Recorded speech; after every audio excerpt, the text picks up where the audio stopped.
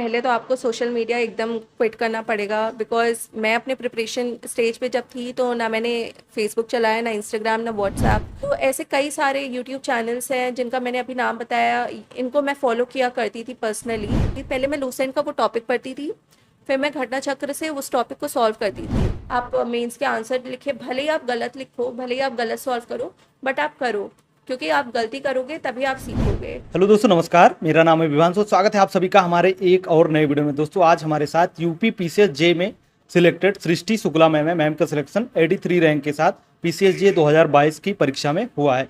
तो आज के इस वीडियो में जानेंगे, यदि आप लोग पीसीएस जे की तैयारी करना चाहते हैं तो कैसे आप लोग स्टार्ट कर सकते हैं, साथ साथ उसकी स्ट्रेटजी कैसे बनानी चाहिए, उसके लिए क्या बुक लिस्ट वगैरह फॉलो करना चाहिए, सब कुछ आज के इस वीडियो में कवर करेंगे। बस आप लोग वीडियो में अंत तक बने रहिएगा। एंड चैनल पर पहली बार है, चैनल को सब्सक्राइब और नोटिफिकेशन बेल को प्रेस कर दीजिएगा ताकि हमारे वीडियो की रेगुलर अपडेट आप सभी को सबसे पहले मिलती रहे। मैम, हमारे व्यूअर्स जो वीडियो देख रहे हैं, हमारी तरफ से आपको बहुत बहुत बधाई।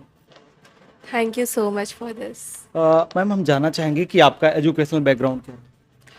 मैंने अपनी क्लास 8 तक की एजुकेशन गुरुकुल एकेडमी स्कूल से की थी। उसके बाद फिर मैंने 9 टू 12 अपना Rani Laxmibai memorial school C block Lucknow से किया था।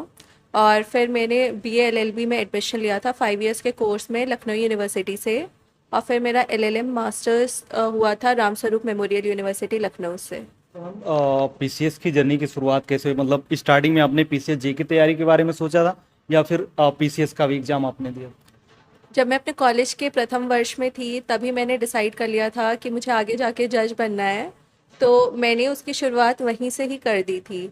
और फर्स्ट ईयर में तो मेरे पास उतना डायरेक्शन नहीं था कि इसकी तैयारी कैसे करते हैं कैसे नहीं, लेकिन सेकेंड ईयर तक मैंने और मेरे पिता ने काफ़ी कुछ पता कर लिया था उस बारे में। फिर मेरे बड़े पापा जो कि एडवोकेट हैं हाई कोर्ट में, उन्होंने मुझे इन सब चीज़ों में काफ़ी उसमें इंफॉर्मेशन प्रोवाइड की कि कैसे क्या करना है, कैसे उसकी तैयारी होती है, सब कुछ। तो मेरी सेकेंड ईयर से ही घर से ही तैयारियां शुरू हो चुकी थी। उसके लिए आपने कहीं कोचिंग या अदर सोर्स से गाइडेंस, जैसे ऑनलाइन सोर्स से गाइडेंस? अदर सोर्सेज तो मैं बाद में बताती हूँ आपको आखिरी में। तो मैंने इसके लिए कोचिंग की थी राहुल आईएएस में दिल्ली में। तो वो मैंने ऑनलाइन की थी, ऑनलाइन मोड में मैंने वो कोचिंग की थी। आधी वो ऑफलाइन थी बट बीच में कोविड आ गया था तो उसके बाद वो ऑनलाइन चली थी। उसके बाद वहाँ पे कोचिंग ख़त्म होने के बाद मैं उनके साथ टच में कांस्टेंट रही थी। तो करंट अफेयर्स और बाकी क्वेश्चन पेपर सॉल्विंग वगैरह वो सब मुझे प्रोवाइड करते थे, वो सब मैंने किया। और बाकी जो थोड़ा बहुत डायरेक्शन चाहिए होता था तो वहाँ पे वो मैं सर को पर्सनली मैसेज कर लेती थी, आनंद सर, कृष्ण सर लोगों को। तो वो मेरे डाउट्स वगैरह क्लियर करा देते थे। उसके बाद जब यूपी की वैकेंसी आने वाली थी तो उसके पहले ही मैंने यहाँ पे पेनिशा लॉ क्लासेस में टेस्ट सीरीज़ ज्वाइन कर ली थी उनकी प्री कम मेंस की। तो उससे भी मुझे काफ़ी फ़ायदा मिला क्योंकि प्री का एग्ज़ाम जो होता है उसमें आप जितना भी एमसीक्यू सॉल्व कर लो वो आपके काफ़ी फ़ायदे में आता है।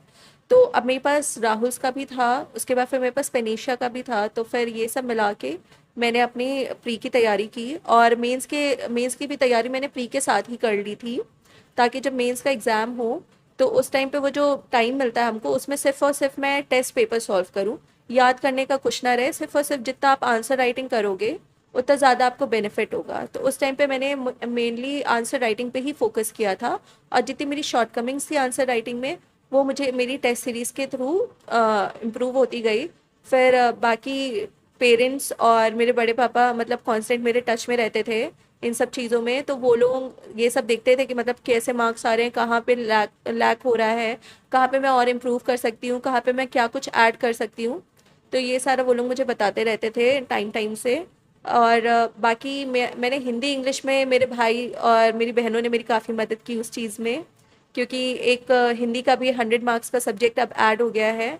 तो हिंदी मेरी थोड़ी कमज़ोर थी तो उसके लिए मैंने मेरे भाई बहनों का सहारा लिया। और बाकी निबंध और ये सब मैंने पढ़ना स्टार्ट किया, समाचार पत्र वगैरह पढ़ना स्टार्ट किया रेगुलर बेसिस पे। तो इससे मेरी हिंदी भी काफ़ी हद तक इम्प्रूव हो गई थी।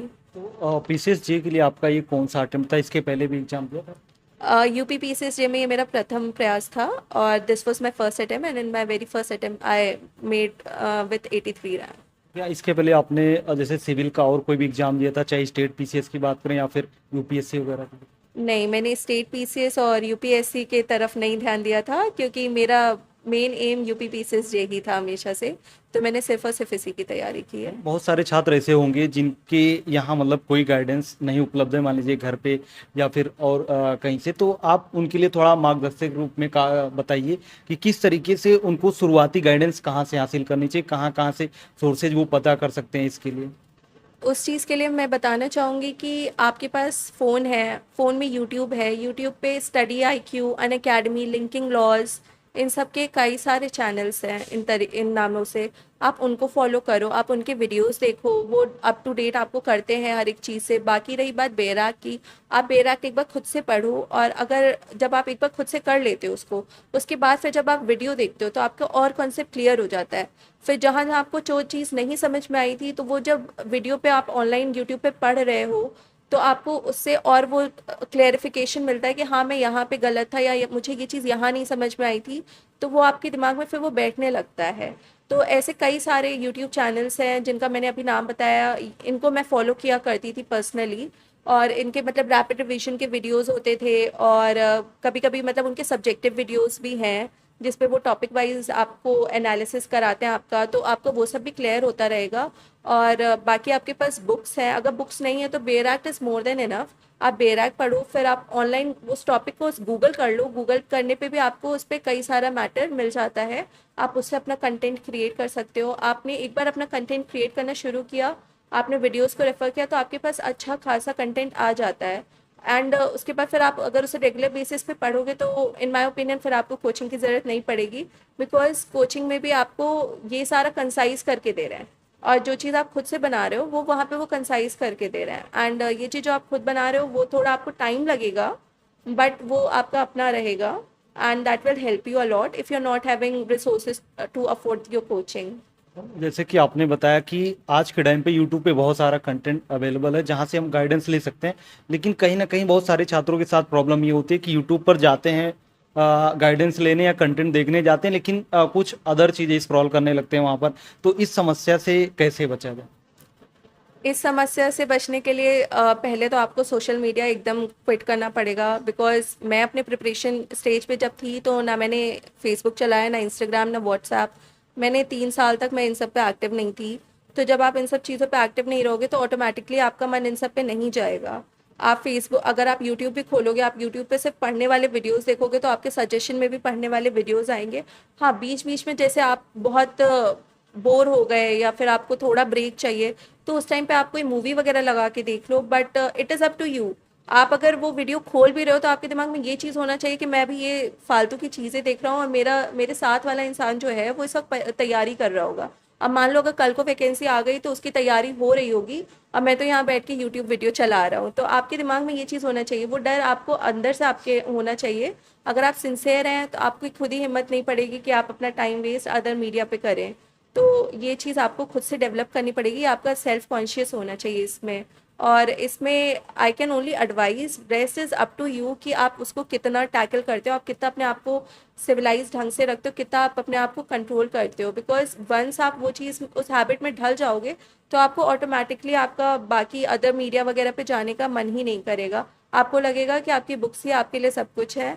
एंड बीच में ब्रेक चाहिए, आप अपने फैमिली के साथ उठिए बैठिए, आप कहीं थोड़ा बहुत घूम लीजिए अपने में ही, या फिर आप कोई मूवी वगैरह देख लीजिए जैसे मैं किया करती थी। आपकी जो हॉबी आप उसको फॉलो करिए। You can do this for if you are feeling nervous और you are having a little breakdown in that case. जो इसमें फर्स्ट स्टेज होता है वो सबसे पहले प्री का एग्जाम होता है, तो इसके लिए क्या रणनीति कैसी बनानी चाहिए या फिर इसकी तैयारी कैसे करनी चाहिए? प्री के लिए आई सजेस्ट कि आप पहले तो अपनी बेराक बहुत अच्छे से कर लीजिए। आप एक बार अपनी बेराक करते हो, आपने जैसे कोई भी सब्जेक्ट उठाया, आपने उसकी बेराक की, फिर आप अगले दिन उससे रिलेटेड सारे एमसीक्यू सॉल्व करिए। एमसीक्यू सॉल्व करते टाइम आप अपने साथ एक कॉपी रखिए, जो आपके एमसीक्यू गलत हो रहे हैं उसको आप उस कॉपी में लिखिए। और उसके बाद जो आपको लग रहा है कि हाँ इस एमसीक्यू में ये पॉइंट अच्छा है, ये मैं अपने आंसर में ऐड कर सकती हूँ, तो आप उस पॉइंट को भी रेड पेन से लिख लीजिए कि हाँ ये पॉइंट मेरे आंसर राइटिंग में भी काम आ सकता है। और उसके बाद जब आप अगली बार एमसीक्यू लगाने बैठे हैं, तो पहले बेराक याद करिए, फिर जो आपने एमसीक्यू गलत किए हैं आप उसको भी प्रिपेयर करिए। फिर आप एमसीक्यू जब लगाने बैठेंगे तो आप देखेंगे पहली बार आपसे अगर 50 क्वेश्चन गलत हुए हैं, तो अगली बार आपसे सिर्फ 20 ही क्वेश्चन गलत होंगे। तो आप ऐसे करते करते आप नंबर ऑफ एमसीक्यू सॉल्व करिए। आप जितना एमसीक्यू सॉल्व करेंगे उतनी आपकी कॉन्सेप्ट क्लैरिटी होती जाएगी, और ऐसा नहीं है कि आपने एक बुक लगा के छोड़ दी, आप एक ही बुक को 10 बार लगाइए, क्योंकि आप जितनी बार उसको लगाएंगे उतनी बार आपको उसी क्वेश्चन में एक नया कॉन्सेप्ट दिखाई देगा। तो इस तरीके से आपको अपनी प्री की प्रिपरेशन करनी चाहिए। आपको बेयर एक्ट और एमसीक्यू मैक्सिमम सॉल्व करना चाहिए। और यहाँ पर जैसे जो जीएस का पेपर होता है उसके लिए क्या सजेशन रहेगा? जीएस के पेपर के लिए पर्सनली मैंने परीक्षा मंथन सॉरी मैंने प्रतियोगिता दर्पण देखी थी, मैगज़ीन, मंथली मैगज़ीन, मैं उसे होल हार्टेडली फॉलो करती थी। उसके बाद फिर लूसेंट मैंने प्रिपेयर कर रखी थी पहले ही कॉलेज टाइम में, और उस टाइम पे फिर मैंने घटना चक्र ले ली थी। घटना चक्र में सॉल्व करती थी, पहले मैं लूसेंट का वो टॉपिक पढ़ती थी, फिर मैं घटना चक्र से उस टॉपिक को सॉल्व करती थी। और जो क्वेश्चन मुझसे नहीं हो पाते थे, मैं या तो लूसेंट में ही पेज स्टिक करके लगा लेती थी वहाँ पे कि मुझसे ये टॉपिक नहीं हो पाया, या तो अगर वहाँ पे पेज आप नहीं स्टिक कर पा रहे हो तो आप एक कॉपी में लिख लो कि ये टॉपिक मेरे को ये क्वेश्चन नहीं आ रहा था। आप ऐसे करके उसे प्रैक्टिस करते रहो। तो जब आप एक टॉपिक पढ़ते हो, जैसे आज मैंने मुगल की हिस्ट्री पढ़ी अगर, तो जब मैं नेक्स्ट टॉपिक स्टार्ट करती थी तो पहले मैं मुगल का थोड़ा रिवाइज करके फिर मैं अपने अगले टॉपिक पे जाती थी, ऐसे करके। तो जब आप ये ऐसे करोगे तो आपको स्टोरी की तरह वो सारी चीज़ें याद होती जाएंगी, तो वो आपकी मेंस में भी उतनी ही काम आएगी। जो आपका प्रिपरेशन प्री के जीएस के लिए होता है वही आपके मेंस में भी काम आ जाता है, क्योंकि आप उतने उसे बारीकियों से पढ़ते हो प्री में, क्योंकि उसमें आपको ऑप्शन टिक करना होता है। तो ये चीज़ मैंने की थी, एमसीक्यू प्लस रीडिंग। तो घटना चक्र आप उसके लिए ले सकते हो, आप लूसेंट ले सकते हो।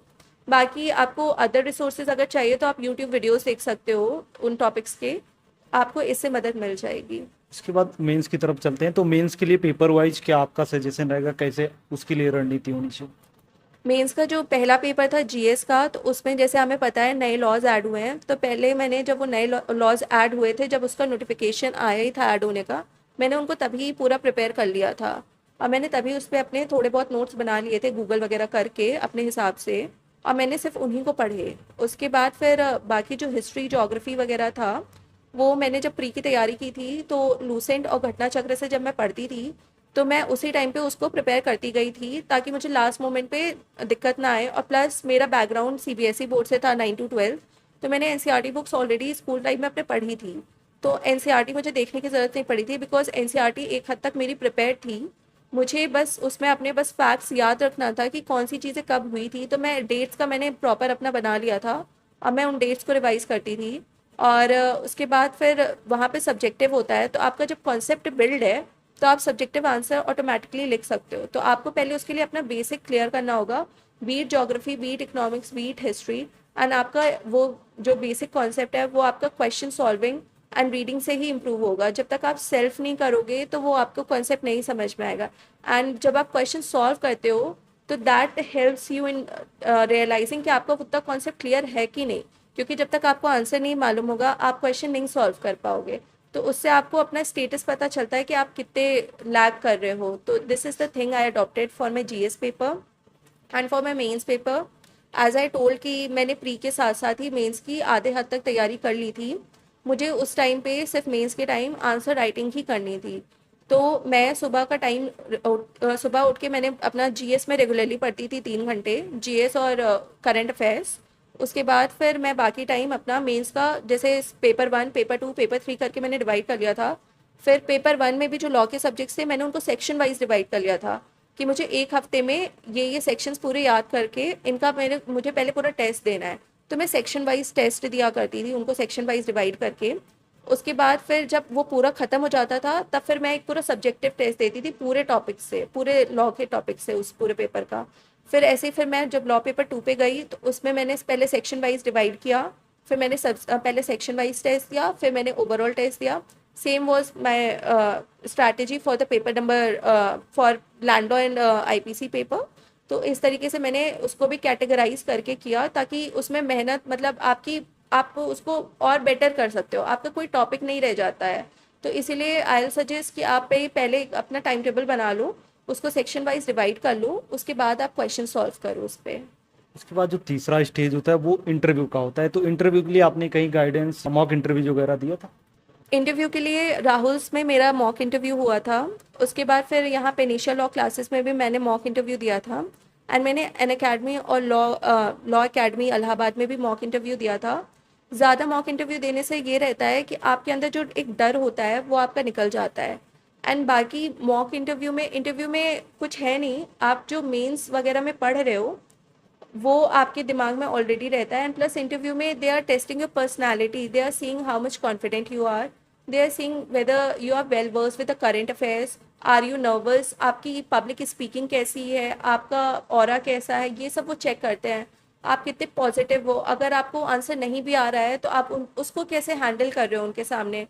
बिकॉज बीइंग अ जज आप वहाँ पे बैठते हो, आप आर्ग्यूमेंट सुनते हो, तो वो वही चीज़ देखते हैं कि आप कितने अटेंटिव हो, आप कितने गुड लिसनर हो। तो basically interview is all about this.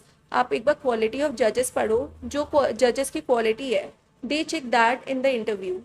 तो इंटरव्यू के लिए आपको डरना नहीं है। जैसे मेरे इंटरव्यू में भी मैंने एक आंसर गलत दे दिया था, but I was very confident. Sir को पता था मेरा आंसर गलत है, but I was smiling and I was very confident कि okay my answer is wrong, but I still have given that answer. Sir did not cross me on that, he said good. तो उसके बाद फिर second question जो उनका आया था, I automatically give my right answer. उसके बाद फिर मेरे आंसर्स गलत नहीं हुए थे। तो अगर मैं उस वक्त वहाँ पे डर जाती तो फिर मेरा गलत इंप्रेशन पड़ता। तो ये चीज़ आपको अंदर डालनी है कि आप कॉन्फिडेंट रहो, आप जो भी बोल रहे हो आप क्लैरिटी के साथ बोलो। आपका जो भी मतलब बेस है, जैसे मेरा मास्टर्स पे ही पूरा उन्होंने इंटरव्यू लिया था, तो आपने जो कुछ भी पढ़ा है आप उसे बहुत अच्छे से पढ़े रहो, क्योंकि आपको नहीं पता वो क्या पूछ ले आपसे। एंड जितना हो पाए आप उतना मॉक इंटरव्यू दो। एंड मॉक इंटरव्यू के लिए सबसे बेस्ट है आप शीशे के सामने बैठ के आप रोज़ प्रैक्टिस करो कि आपको कैसे बोलना है। देन आप अपने पेरेंट्स से बोलो कि कुछ भी उठा के वो आपसे पूछे, कुछ भी करंट अफेयर्स पूछ लें, कहीं से भी कुछ भी पूछ लो। उनको लॉ नहीं भी आती, स्टिल यू से कि आप मुझसे पूछ लो। तो इस वे में आप बार बार जब बोलने की हैबिट डालोगे तो ऑटोमेटिकली आपके अंदर वो क्वालिटी आ जाती है कि आपको वहाँ पे भी जाके प्रिसाइजली पोलाइटली कैसे वहाँ पे बात करनी है, आपका जेस्चर कैसा होना है, आपका एक्सप्रेशन कैसा होना है। आपके अंदर मतलब ओवर एक्साइटमेंट भी नहीं होनी चाहिए कि आप उनके सामने जाके ओवर एक्साइटेड होके आप बोल रहे हो, बिकॉज दे आर जज, they are senior to you, so they know more than you don't have to flaunt off your knowledge over there, you have to show that yes you know the concept and that yes you can handle that situation very well. So it is all about your personality, so you don't have to get nervous for that. तो ma'am जैसे कि आपने GS की कुछ books के बारे में आपने बताया, इसके अलावा जो लॉज की बुक्स होती हैं वो हमारे व्यूअर्स को बताइए कि कौन कौन सी बुक्स आपने पढ़ी थी। मैंने तो सिर्फ और सिर्फ बैराक की थी। बाकी राहुल्स में कोचिंग करने से मेरे को काफ़ी ये फ़ायदा मिला कि वो पूरी नोट्स बना देते हैं, तो फिर आपको बुक पे हाथ मारने की ज़रूरत नहीं पड़ती। जो टॉपिक्स वो रह जाते हैं तो वो आप बैराक से भी करोगे तो वो सफिशिएंट होते हैं।